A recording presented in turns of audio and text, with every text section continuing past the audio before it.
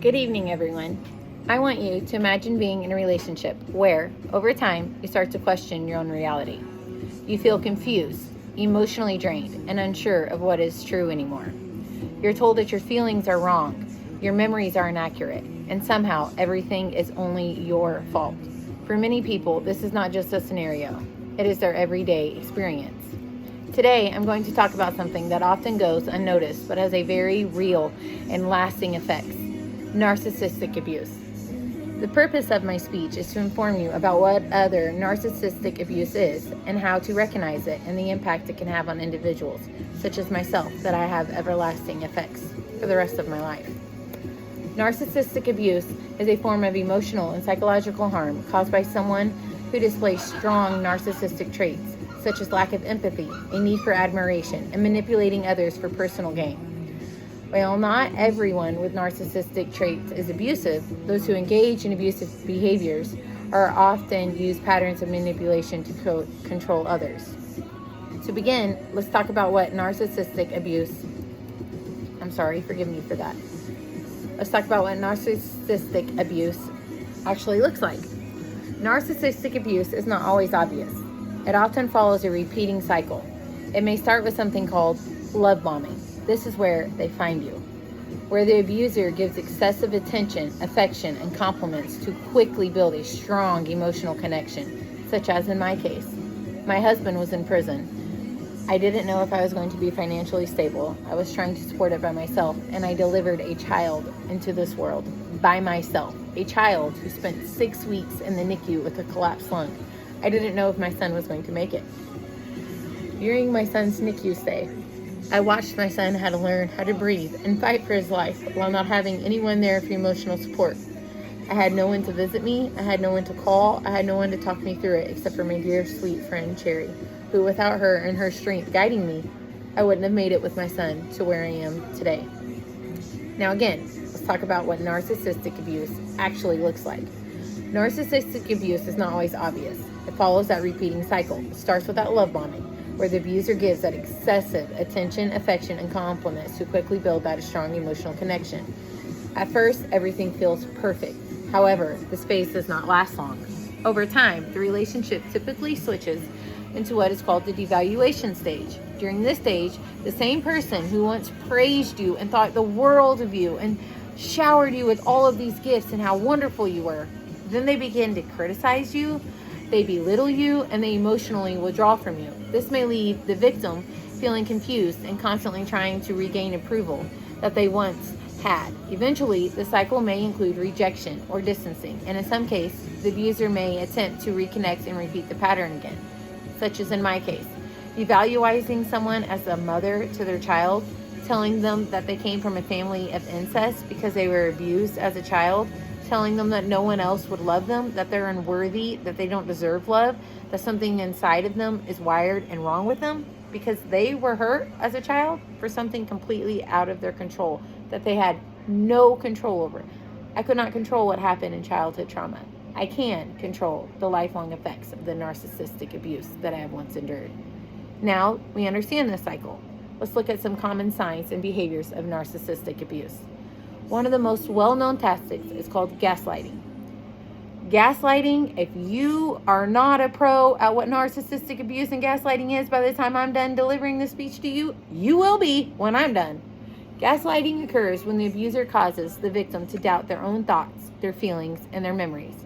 For example, the abuser might deny something that clearly happened or tell the victim they are overreacting, such as, you are pregnant with a new baby, and you tell someone how much you love them and how much you want the best for them, and they're yelling and screaming at you, taking all of your clothes out of the closet, dragging it outside, pouring gasoline on it, lighting it on fire, and saying, you did this. This is your fault. You're the reason I have to do this. You talked to me a way I didn't like, so I have to burn your clothes. You have to burn my belongings and my clothes because I gave you the freedom of speech in the United States Constitution? Let's keep going. For example, I gave you one example of what gaslighting is. Another example, They might deny that something clearly happened with stackable evidence presented in front of them. Over time, this can make the victim feel like they cannot trust themselves. Did it really happen? Did I really deserve it? You had to burn my belongings. You had to burn my dollhouse from my childhood. The only memory I have in the safe place my brother created while I survived 11 years in foster care. 11 years separated from my biological mother, my biological father, my oldest biological brother. I spent some time at Boys and Girls Town Residential Facility. I spent some time at Lakeland Mental Institution. I spent several years away from my entire family. In an adopted home also, I was still sent away and still had to spend time away from the family that I just got. Anyways, let's continue on with my speech. That's not overreacting. We need to get to that, but I will. Do not worry. You will be a pro at understanding what gaslighting is when I am finished with this. Another common behavior is called control. They control your emotions also, not just your way of life, not your money, not just your kids. Your thoughts, your entire way of life is then controlled.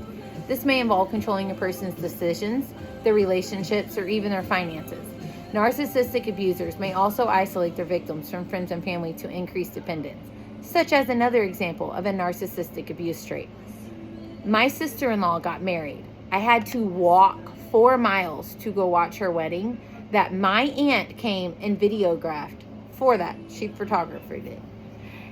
And my aunt had to hear someone that I was in a relationship with tell them that he didn't know where I was because I had to walk 4 miles with 2 children in a stroller in 85-degree weather to get there. But you don't know where I am. Mind the hundreds of cars, that passed me walking down the highway, the couple hours it took me to get there. That's an example of gaslighting. Additionally, there is manipulation through cycles of affection and withdrawal. For example, an abuser may show intense love and attention one moment, then suddenly become distant or critical. This inconsistency can create emotional confusion and dependency. That is what is called codependency. Your mood depends on their mood. If they're not happy, no one in your circle is going to be happy. No one in your house is going to be happy. You are not going to be happy. You will be walking on eggshells as you live this every single day. If you wake up and they're in a bad mood, your whole day's ruined. Your day is ruined by 9 o'clock in the morning. You're not going to have a good day. Then the rest of your entire day is still ruined because you have to cater to their needs and what they want in their life for your everyday way of life. But anyways, this consistency can create emotional confusion and dependency, making it harder for the victim to leave the relationship. When you find someone at their weakest, such as delivering a brand new baby into this world and not knowing if that baby is going to make it, then you find them. That's actually called Stockholm Syndrome. You guys should look it up after my video. These behaviors are not just harmful in the moment, but they also have long-term consequences. Your mental way of health is the most important thing you have to focus on when you are surviving narcissistic abuse. The effects of narcissistic abuse can be severe and lasting years later. It has been 3 years since the control has ended, and I have spent every waking moment in therapy. I participate in therapy. I try my best to grow. I have my weak moments. We all know I do. You'll know that gaslighting at the end of my video.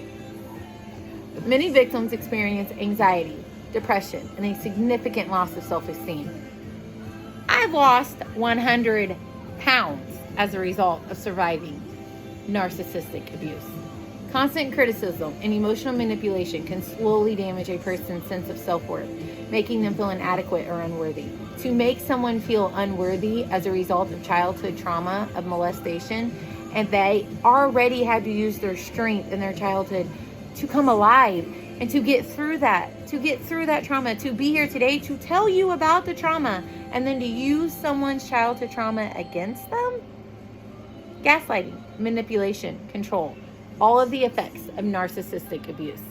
In addition, many victims, this gets rough. In addition, many victims may develop what is known as trauma bonding.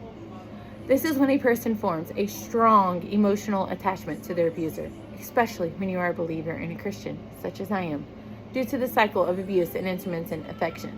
This bond can make it extremely difficult for someone to leave, even when they recognize the relationship is harmful. Even when you see and know that this is detrimental to you and your children and your way of life, you are so trapped. You have no idea how to get out.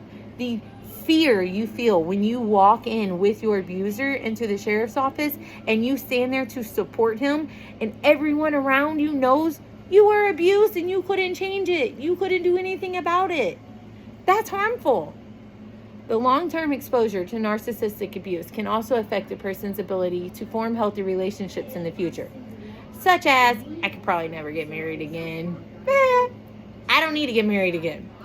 Trust may become difficult, and emotional wounds may take time to heal. Research has shown that narcissistic abuse can result in ongoing mental health challenges that persist even after the abuse situation has ended. 3 years. 3 years, and I am still going through the legal system to truly make the abuse end. So why is this awareness important? Look at my way of life, my living testimony of who I am today compared to if you saw me 3 years ago. Look at my children and the love that I have poured into my children and the focus of their goals and their future. My son just competed in nationals. By the way, we'll get to that later. So why is this important? The reality is that narcissistic abuse often goes unrecognized because it does not always involve physical harm. In my case, it did. But when the physical harm stopped because he didn't want to go to jail. He knew when I learned you're doing something illegal, I can put you in jail for that. So he stops the physical harm. That's when it really gets dangerous. Instead, it operates through manipulation, control, and emotional damage, such as telling the world that you were, molested as a child, telling the whole world on social media, and broadcasting it, and laughing about it.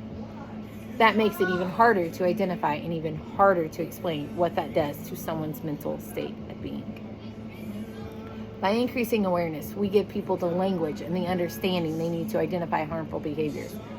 Please don't be like me.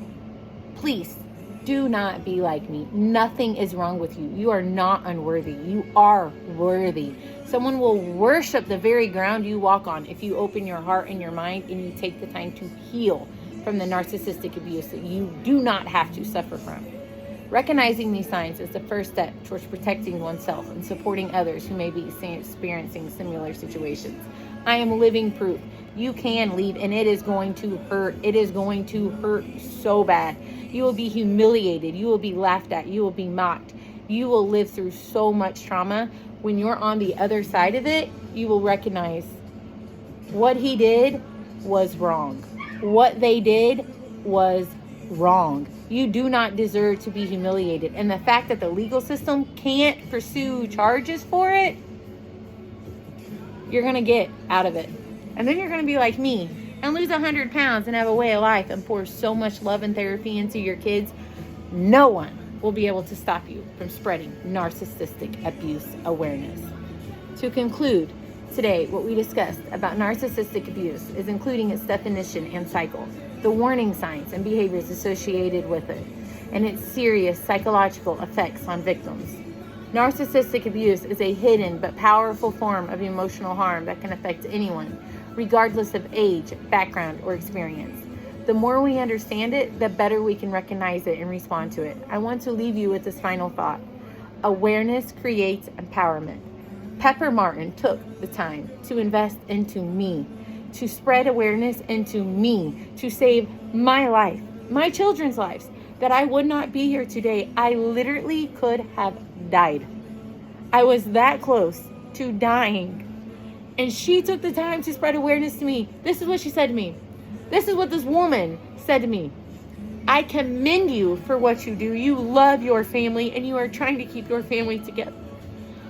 But you are worthy too. That's all it took. One person. Spread awareness to me. There's nothing wrong with me. And I'm going to be fine. And I'm going to get through it. And they're going to humiliate me. And they're going to embarrass me. And they are going to hurt me. And I am going to be fine. Because I can save your life the same way that Pepper saved mine. The more we can understand this, the better we can recognize it and we can respond to it. I want to leave you with that. There are so many other people that know what narcissistic abuse is. and they know what it looks like. And the more you hear my story, the more you share my testimony, the more you see that God in his way of life and Pepper pulled me through that, I can do it for you. I can show you a better life. I can lead you. I can help thousands. And I mean that. I can change thousands of people's life just by sharing my story. Do not let your abuser get away with it. When they hit you, it's illegal. When they burn your clothes, it's wrong. When they belittle you, it's horrible. When they humiliate you, it is freaking horrific. You can make a difference. You can go help save someone else's life. And I encourage you to learn your boundaries, help other people be equipped with them, and help support others. Thank you for taking the time and letting me deliver this speech unto you.